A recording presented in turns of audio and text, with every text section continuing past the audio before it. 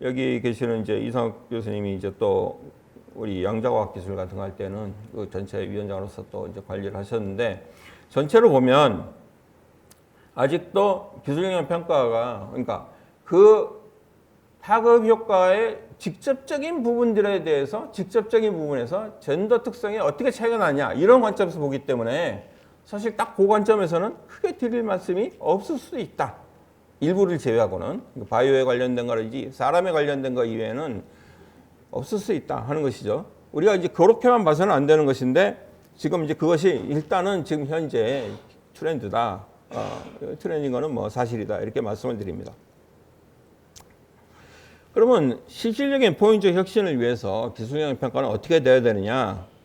뭐 제 나름대로 몇 가지 생각해 본 건 첫 번째는 하여간 우리가 그동안에 젠더드 이노베이션, 젠더 혁신이라는 관점에서 젠더 특성에 대해서 상당히 많이 강조했습니다만은 아까 말씀드린 대로 EDI적 관점에서 우리가 젠더 문제도 중요하고 그걸 포함해서 다이버시티, 다양성의 문제 여기에는 젠더뿐이 아니라 뭐 여러 가지가 있겠죠. 특히 이제 외국 같으면 뭐 인종이라든지 문화의 다양성 이런 것 상당히 중요하고 우리나라도 이제 사실 다문화이기 때문에 그런 것들이 많이 고려가 돼야 되고 그 다음에 포용성 그야말로 이 포용성의 대상은 이제까지 그러한 기회들이 충분히 주어지지 않았다는 점에서 보면 여성 말고도 상당히 다른 부분도 많이 있기 때문에 그런 것 다 포함하는 그러한 이제 포용적 그런 기술 영향 평가가 돼야 된다. 그러니까 범주를 확장해야 된다. 일단 이렇게 생각을 할 수가 있겠고요.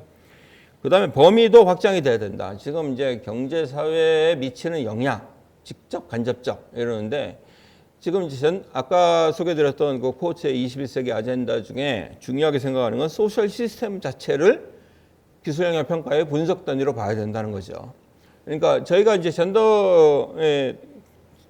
젠더 관점에서의 그런 기술 영향 평가를 하더라도 예를 들어 결론은 예를 들어 여성 인력에 대한 교육 시스템 이런 게 중요하게 나오거든요. 여성 인력에 대한 교육.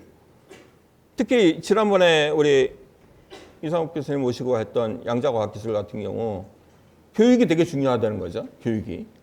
이거는 교육은 우리가 과학기술 관점뿐이 아니라 사회 시스템 전체에서 그 고려를 해야 되기 때문에 사회 시스템 전체를 약간 분석의 단위로서 하는 것이 필요하다 하는 것입니다. 그 다음에 연구가 조금 더 리스크나 네거티브 이펙트에 관한 연구들에 대해서 조금 더 확장이 돼야 되고 그 얘기는 이 분야에 대해서 특별히 미리 사전적으로 연구 사업을 진행을 한다든가 해가지고 좀 더 심도 있게 이것이 사전적으로 검토될 수 있는 체계가 돼야 된다 하는 것입니다. 긍정적인 효과들은 사실 그것도 뭐 많은 연구가 필요하지만 실제로 이 기술 기획이나 R&D를 하고 싶어 하는 분들이 워낙 열심히 해가지고 사실 우리 영향평가 차원에서 다루지 않아도 이미 딴 데서 많이들 하고 있거든요. 그런데 사회 위치는, 경제사회 위치는 리스크나 이 네거티브 이펙트에 대한 연구들은 영향평가를 할 때 그때 가서 시작하는 경우들이 상당히 많이 있다는 겁니다. 그래서 이건 미리미리 해야 될 부분들이 하나이다. 이렇게 연구를 확장해야 되고 미리 준비해야 된다. 이게 이제 제가 드리는 말씀이고. 그 다음에 이제 최근에 얘기가 잠깐 나왔는데 이게 또 다분히 또 비즈니스적인 측면이라 좀 무시되는 경향이 있는데 인버티드 T 영향평가. 그러니까 역분화죠. 역분화 영향평가가 있습니다. 그러니까 뭐냐면 영향평가가 이제 기술이 개발됐다고 생각을 하고 이것이 미치는 영향에 대해서 보고 있는데 그게 아니고 자, 이 기술이 실현됐다고 보자. 프로덕트든 서비스든 어떤 것이 실현됐다고 보자. 비즈니스든 하나가 실현됐다고 보면 그럼 이걸 실현하기 위해서 필요한 앞 단계가 뭐가 있느냐를 거꾸로 보는 것입니다. 영향평가를 거꾸로 보는. 그러니까 인버티드라고 그래서 이제 역 기술 영향평가.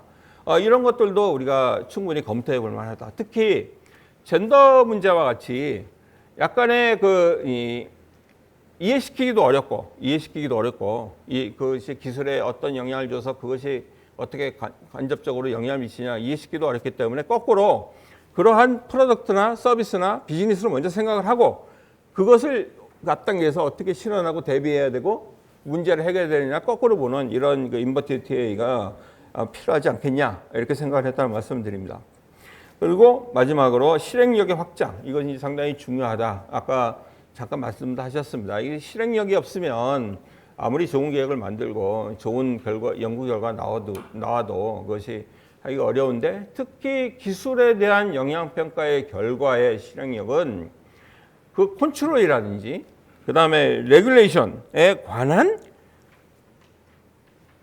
정책의 니즈, 그러니까 무엇이 있는지를 분명히 밝혀내야만 실행력을 확보할 수 있다는 거죠. 그래서 결과를 낼 때 이 컨트롤과 레귤레터리에 대한 그 니즈가 무엇이 있는지를 분명히 밝혀내는 게 향후의 실행력의 그 담보에 도움이 된다 이렇게 생각을 했기 때문에 뭐 이런 것들이 이제 포용지 혁신을 제대로 서포트하기 위한 기술 영향 평가가 되기 위해서 필요한 것이 아니냐 이런 생각을 했다는 그런 말씀을 드립니다.